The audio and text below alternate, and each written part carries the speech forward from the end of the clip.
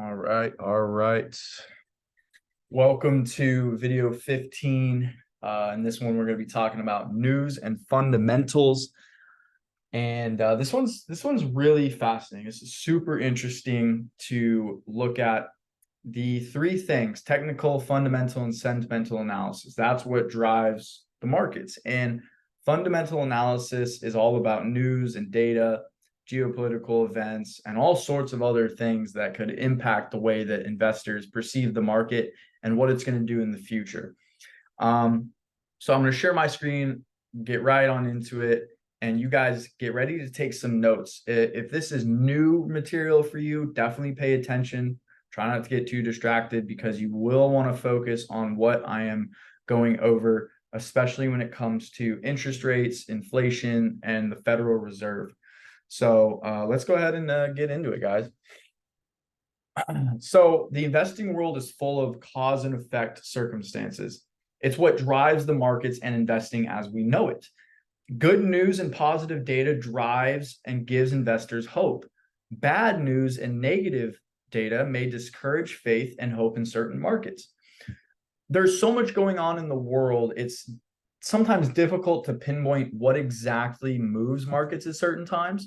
But with time and study, traders can learn how economic data, world news influence investors, banks, governments, and institutions to buy or sell within the financial world.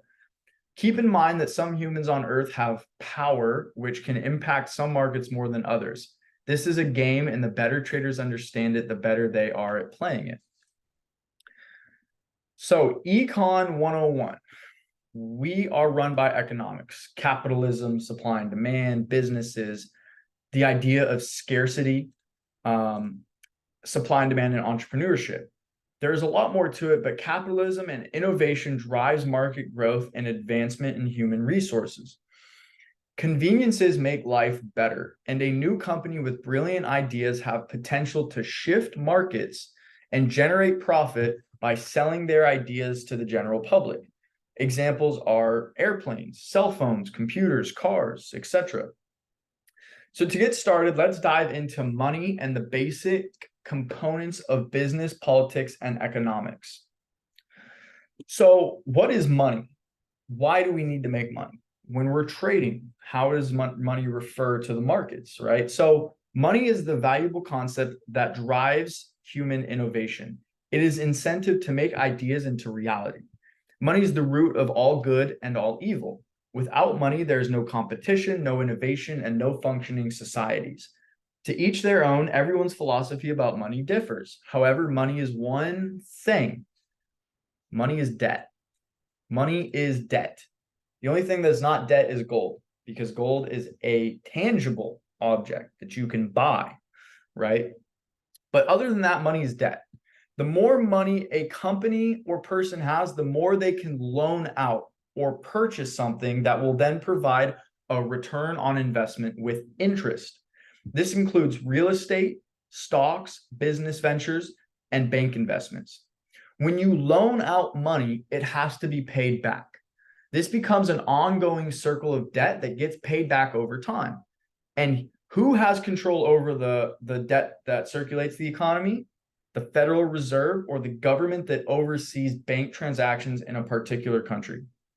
The Federal Reserve prints money, sells debt, buys debt, sets interest rates, and sets policies for current and future economic conditions. They attempt to follow the business cycle of expansion and contraction, which will forever be how the economy functions. To acquire money, individuals must bring value to the marketplace. Then whatever they choose to do with it is their choice. So real quick, I want to make a note of this. If money is debt, let's think about that for a minute. If you take out a loan to go to college and they give you $50,000, you do not currently have the 50 grand, but the government loans you the 50 grand and you have to pay that money back over time with a certain interest rate. So the debt that they give to you is now circulating back through the economy. They give you 50 grand, you promise to pay it back on, and including on top of that, the interest, whatever that incurs on the 50 grand. So it could be 2%, 4%, 7%. You might end up owing them $58,000 or $60,000, right? Whatever that may be. You are in debt. That money is debt. It's simply just debt, right? The bond market and treasury bonds is debt. Governments sell their debt to you. So when you buy a debt, they're now promising you money and interest on top of what you bought from them. So they have all types of bonds, corporate bonds, government bonds, treasury bonds, US dollar bonds, right? And when you buy these bonds, you get a percentage on top of whatever they owe you. So it might be in return of dividends, it might be quarterly, it might be yearly, it might be whenever you decide to ask for their interest that they owe you, whatever it may be. And so this is an ongoing circle. The government loans out money and consumers owe them money, and then they owe people money who buys their debt. Makes sense?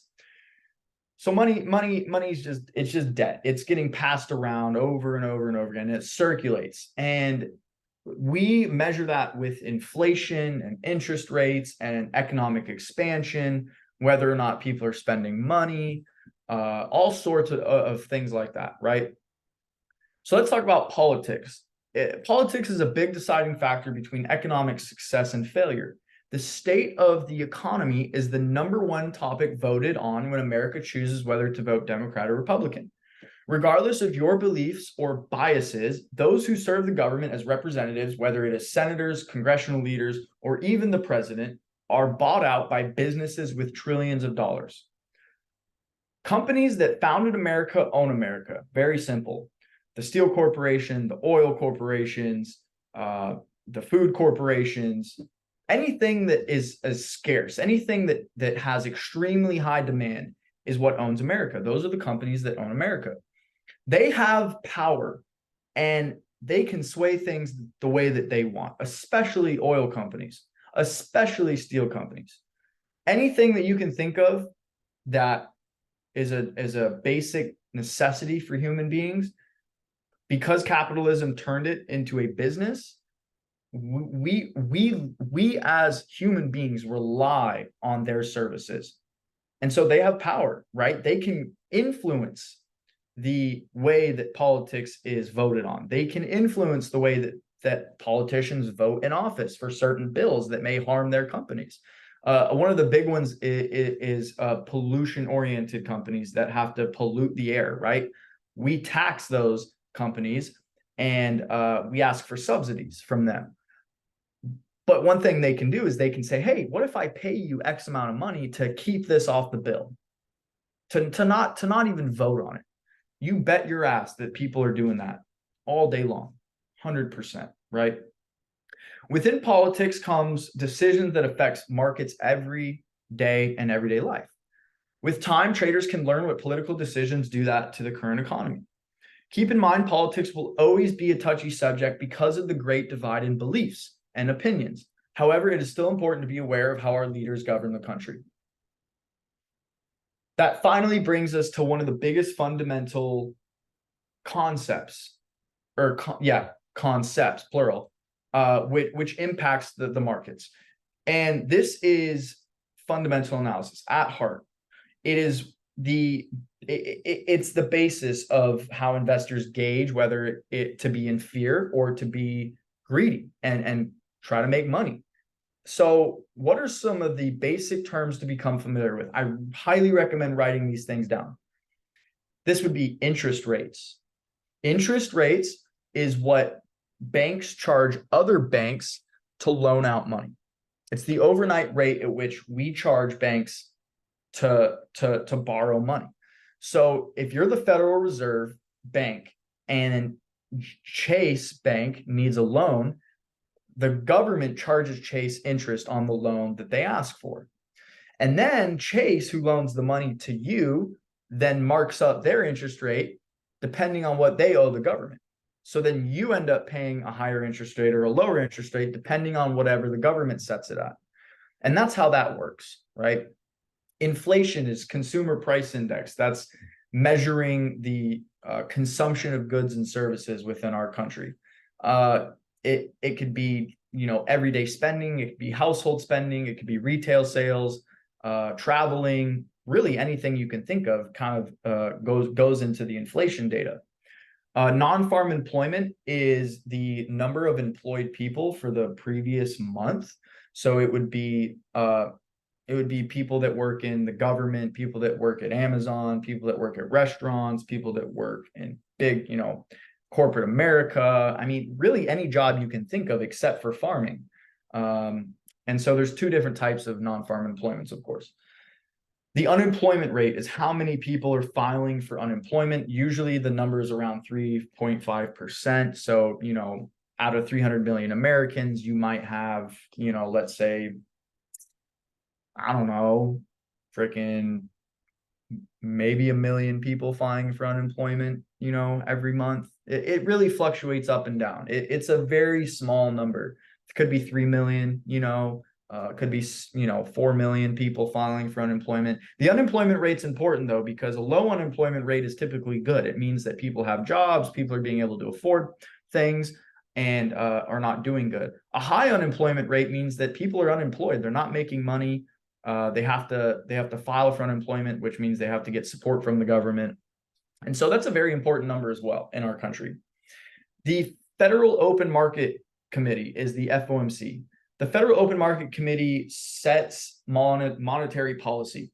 It's very similar to the federal funds rate. The federal funds rate is monetary policy. The FOMC is just the board committee that determines when to adjust policies.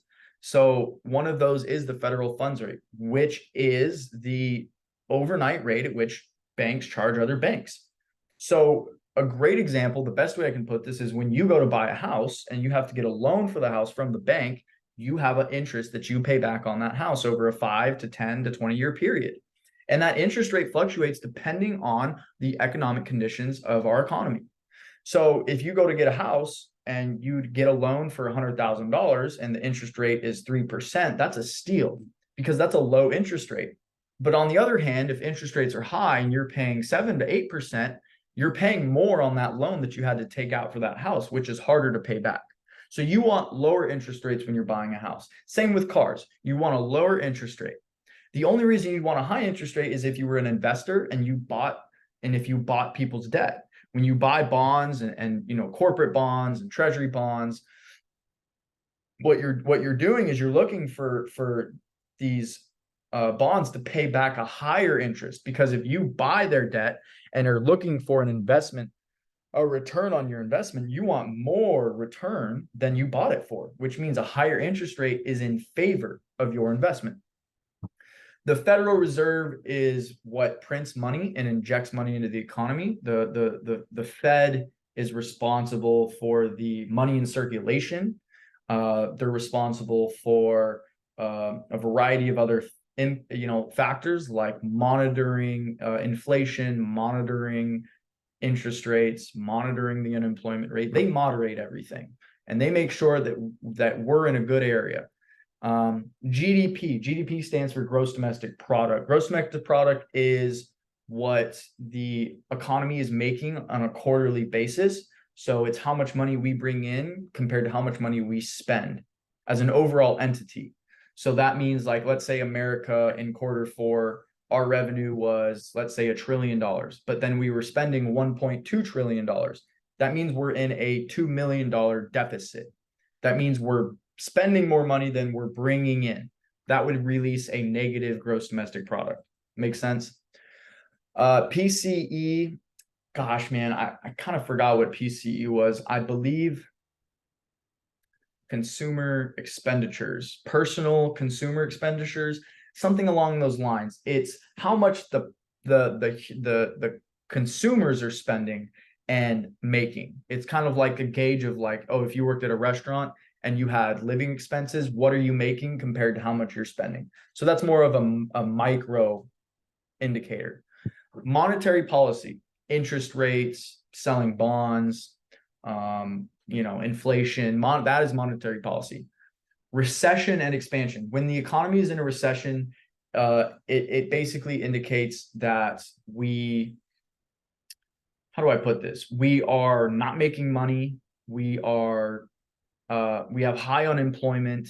Consumers are not spending anything at all. The economy is not growing whatsoever.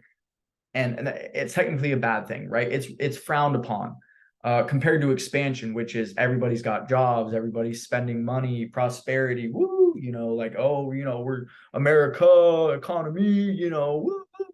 So expansion, and then you have a flat line, which is basically just like this horizontal line. Well, it's more of it's kind of like a linear line going upward. I wouldn't say exponential. I'd say kind of more linear. It's in an upward direction, and it goes in waves. So expansion, recession, expansion, recession, expansion, recession. That is the business cycle. And so after going over these basic terms, every single week, there are news reports and data releases that we traders monitor to gauge the direction of the markets. And each news release is important and correlates to the big picture economy. So throughout the course of learning about economics, and as time goes on, traders will understand better and better how these topics influence the markets.